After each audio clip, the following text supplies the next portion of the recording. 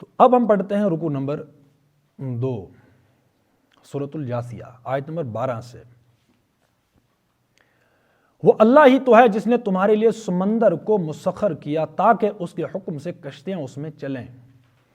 پہلے ہم نے یہ کہا بار بار کہ قرآن میں مٹیریل ورلڈ کو بنیاد بنایا گیا ہے اس وحی کو سمجھانے کے لیے، یہی ایک طریقہ ہے مطلب ہمارے لیے۔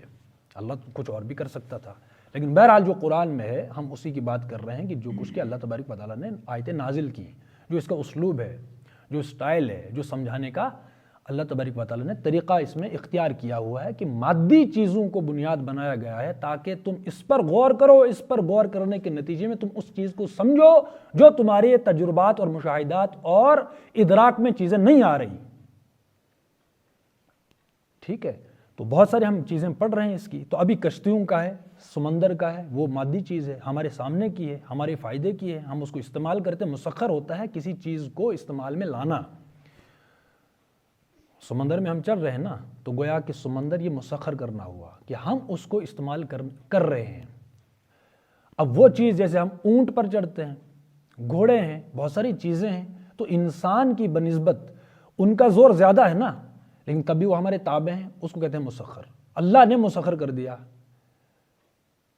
وہ مسخر کیوں ہے؟ یہ اللہ کی طرف سے ہے۔ اس لیے ہم کہہ رہے ہیں کہ کائنات جتنی بھی ہے اللہ نے ہمارے لیے بنائی ہے، نہ کہ ہم کائنات کے لیے۔ اچھا یہ کیوں ہے؟ اب یہ بھی سوال ہے کہ کائنات ہمارے لیے مسخر کیوں ہے؟ آدم علیہ السلام کو جب بنایا گیا، جب وہ سوال کیا فرشتوں نے کچھ خوریزی کرے گا، اللہ نے اس کے جواب میں کیا کہا؟ آدم علیہ السلام کو کل ناموں کے ذریعے سے علم سکھایا گیا اس مٹیریل ورلڈ کا، گویا مسخر ہوا۔ اور جب کہا کہ اس سے پہلے کہ آدم کو سجدہ کرو، کہ سجدہ کیا تھا؟ وہ سجدہ یہی مسخر کرنا تھا۔ پوری کائنات کو کس کے لیے مسخر کیا گیا؟ اس خلیفہ کے لیے جس نے اللہ تبارک و تعالیٰ کی حاکمیت کو بالفعل قائم کرنا تھا۔ اللہ کا خلیفہ نظام قائم کرنا تھا، تو فرشتے بھی اس کی سپورٹ میں ہیں اور کائنات کی چیزیں بھی مسخر ہیں۔ بھائی ہم نے کوئی کام کرنا ہے تو کچھ چیزیں چاہیے نا، ہمیں ایک ڈھانچہ تیار کرنا ہے تو کچھ چیزیں چاہیے، لیکن اگر وہ ہمارے اختیار میں نہ ہوں، اگر ہم ان کی تسخیر کا عمل پورا نہ کر سکیں، ہم ان کو کیپچر نہ کر سکیں، استعمال نہ کر سکیں، تو کوئی چیز نہیں بنے گی۔ اب یہ جو ہے وہ وحی ہے، مٹیریل تو نہیں ہے۔ اب سورہ آل عمران میں جو غزوہ احد پر جو وہ تذکرہ ہوا ہے، اس میں جو حضور صلی اللہ علیہ وسلم نے فرمایا کہ اگر تقوی، جب وہ صف بندی کر رہے تھے غزوہ احد کی، تو حضور نے کیا فرمایا؟ اگر تم تقوی پر رہو گے تو 3000 فرشتے تمہاری مدد کو آئیں گے۔ تقوی والی وہ آیت بعد میں آئی ہے، پھر 3000 فرشتے۔ اب یہ کیا ہے؟ یہ فرشتے کیا دیکھ سکتے ہیں ہم؟ اب یہ وحی ہے نا، پروگرام کسی اور کا ہے، اللہ کا ہے، وہ آ رہے ہیں۔ لیکن اللہ تبارک و تعالیٰ نے فوراً دوسری آیت اس میں ہے کہ ہاں اگر تم تقوی پر رہے تو 3 نہیں بلکہ میں 5000 فرشتوں سے تمہاری مدد کروں گا۔ اب یہ فرشتے کیوں آ رہے ہیں؟ یہ مسخر ہیں۔ کس لیے مسخر ہیں؟ جس کے لیے آدم کو بھیجا گیا۔ آدم پہلا انسان ہے، پہلا نبی ہے، پہلا خلیفہ ہے۔ کام کیا تھا؟ لیا جائے گا تجھ سے کام دنیا کی امامت کا۔ وہ امامت کمپلیٹ ہوئی ہے حضور صلی اللہ علیہ وسلم پر، یہ ختم نبوت ہے۔ سلسلہ کہاں سے چلا؟ آدم علیہ السلام سے۔ تمام انبیاء وہ ایک ہی تھا، وہ توحید کا پیغام تھا، اللہ کی حاکمیت، ان الحکم الا للہ، یہ وہ چلا۔ پھر رسول اللہ صلی اللہ علیہ وسلم پر اس کا اختتام ہوا، اس نظام کا جس نظام کی شروعات آدم علیہ السلام کے ذریعے سے ہوئی، اس وحی کی بنیاد پر وہ نظام۔ کل بھی میں نے کہا تھا ہمارا جو بھی شعبہ ہے دنیاوی نظام کا وہ روحانی نظام ہے۔ ہر بندہ روحانیت لیے ہوئے ہے، شرط اس میں یہ ہے کہ قرآن و سنت کی مہر اس میں ہو۔ تو فرشتے بھی مسخر ہیں، کائنات بھی مسخر ہے، گویا مٹیریل ورلڈ بھی مسخر ہے، اور میٹا فزیکل یہ جو ایریا ہے، میٹا فزیکل یہ کون چلا رہا ہے؟ فرشتے اس میں ہیں نا، تو جو تکوینی امور ہیں اس میں یعنی فرشتے ہیں، وہ مادی شے تو ہے نہیں، وہ بھی مدد کر رہے ہیں اس خلیفے کی، اور مسخر کر دیا گیا اس کائنات کو بھی۔ اس لیے اللہ تبارک و تعالیٰ یہاں پر کیا کہہ رہا ہے؟ وہ اللہ ہی تو ہے جس نے تمہارے لیے سمندر کو مسخر کیا۔ بھائی دنیا پر تو چل رہا ہے نا، اللہ کی زمین وسیع ہے، پھیلو اس زمین میں. وہ جو ہجرت کے ضمن میں چیپٹر میں بھی ہم نے جو پڑھا تھا کہ اللہ کی زمین وسیع ہے، جب کچھ لوگوں کی جانوں کو، روحوں کو قبض کیا جائے، ان سے کہا جائے گا، فرشتے سوال کریں یہ تم کس حال میں زندگی گزار رہے تھے، وہ کیا جواب دیں گے؟ ہم بہت قلیل تھے. تو وہ کیا جواب دیں گے کہ اللہ کی زمین وسیع نہیں تھی، تم اس میں ہجرت کرتے اور اس جگہ سے نکل جاتے جہاں پر جب اللہ کے بجائے انسان کی حاکمیت قائم تھی. یہی تھا نا. تو دنیا میں اب اس میں ایک اور پوائنٹ ہے کہ جب اللہ تبارک و تعالیٰ کا نظام قائم ہوگا کہاں ہوگا؟ وہ زمین پر ہی ہوگا نا، دنیا میں جہاں انسان بستے ہیں.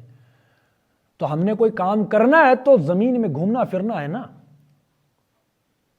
اللہ تبارک و تعالیٰ کی ہدایت پر، اس کی بنیاد پر ایک نظام قائم کرنے کے لیے دنیا کی چیزوں کو ہم نے استعمال کرنا ہے، اس لیے وہ ان کو مسخر کر دیا گیا.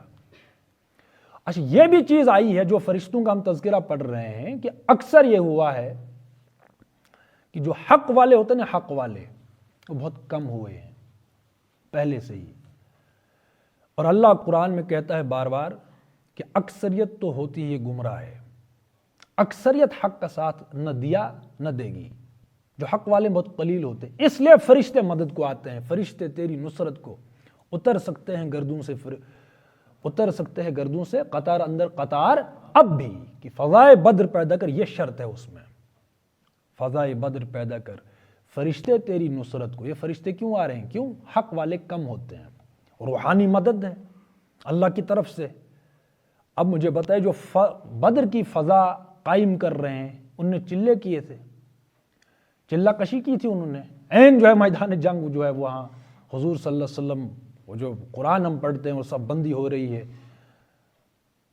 تو وہاں فرشتوں کی نصرت. مجھے بتائے اس سے بڑا کون سا ولی اور کون سا کاشف، کون سا اعلام ہوگا کہ کچھ ایک جماعت جا رہی ہے حق کو قائم کرنے کے لیے. اب یا تو جان جانی ہے تو دینی ہے، پتہ ہے کہ بس یہ شاید آخری ہوگا. اللہ تبارک و تعالیٰ ان کی نصرت کے لیے کیا بھیج رہا ہے؟ فرشتے. اب یہ وہ کمال ہے اس روحانیت کا. لیکن بنیاد کیا تھی کہ جو پروگرام اللہ نے آدم کو دیا تھا اول، اسی پروگرام کو قائم کرنے کے لیے فرشتے، یہ صحابہ رسول اللہ صلی اللہ علیہ وسلم کی قیادت میں اپنی جانوں ہتھیلی پر اپنی جان رکھ کر میدان سجا رہے ہیں. تو اب فرشتے آ رہے ہیں. یہ ہے وہ اسلام. اسی کو میں کہتا ہوں فطرت. اسلام کی ایک فطرت ہے. جب ہم اس فطرت کو ہم نے جب توڑا تو نہ ہمیں محبت سمجھ آئی، نہ ہمیں نفرت سمجھ آئی، نہ دشمن سمجھ آیا، نہ اسلام سمجھ آیا، نہ اپنا آپ سمجھ آیا، کچھ بھی نہیں. دو رنگی چھوڑ سراسر سنگ ہو جا. دو رنگی چھوڑ یک رنگ ہو جا، سراسر موم یا سنگ ہو جا. ہم نے اسلام کو یا کسی بھی شے کو ہم نے پارا پارا کر دیا. جو چیز مجھے لگتی ہے تھوڑی اپنی اس انا کے بت کو پوجنے کے لیے، اپنی خواہش کو پورا کرنے کے لیے، میرے اپنی جو ہے اغراض اور مقاصد ہیں، خود غرضی، بزدلی، اس کی خوراک کے لیے ہم نے کچھ چیزیں اسلام سے لی یا کسی بھی شے سے لی تو وہ ٹوٹ گئی نا. ایک پیکیج ہے بقول ڈاکٹر اسرار کے اسلام. وہ آیت ہے، آیت نمبر 208 شاید غالباً البقرہ کی، یا ایھا الذین آمنوا ادخلوا فی السلم کافہ، اور شیطان کی اتباع نہ کرو، اس کے بعد کی جو آیت ہے. فطرت ہے، فطرت پوری. اس میں نظام الفکر اور نظام العمل. کسی شے کو لینا ہے، اے مومنو اسلام کے اندر پورے کے پورے داخل ہو جاؤ، یہ مکمل ہے. اب ہم نے اس کی ایک بات لے لی اور باقی سارا. تو یہ گویا ایک حیاتیاتی وحدت کا نام ہے اسلام. یعنی کوئی ایک جاندار شے ہے، اگر ہم اس کو توڑیں گے تو وہ ختم ہو جائے گی نہیں، بھائی مرے گی نا. بھائی جس کے اندر جان ہے، اگر ہم اس کو توڑیں گے یا کاٹیں گے وہ مرے گی نا. بے جان چیز کو ہم توڑیں گے تو وہ دو حصوں میں تقسیم ہو جائے گی. لیکن اسلام ایسا نہیں ہے. اسلام کسی ایک بات کو گویا ہم نے انکار کیا، پورے اسلام کو ہم نے ڈھا دیا. تو اس لیے مسخر کر دیا گیا کائنات کو بھی اور فرشتوں کو بھی. اور آدم کے سامنے کہا کہ آدم کو سجدہ کرو، مسخر ہو جاؤ. کیوں؟ اس نے بہت بڑا کام کرنا ہے دنیا میں. کون سا کام؟ وہ اللہ تبارک و تعالیٰ کی حاکمیت کو قائم کرنے کا، یہ بہت بڑا ہے۔ الارض للہ الحکم للہ ان الحکم الا للہ، حکم صرف کس کا ہے؟ اللہ کا۔ آپ سمجھ رہے ہیں بات؟ تو اس چیز کے لیے کائنات کو مسخر کیا ہے، فرشتوں کو مسخر کیا ہے، یہی تعبیر ہے اس کی کہ اس کو سجدہ کرو آدم کو، ٹھیک ہے۔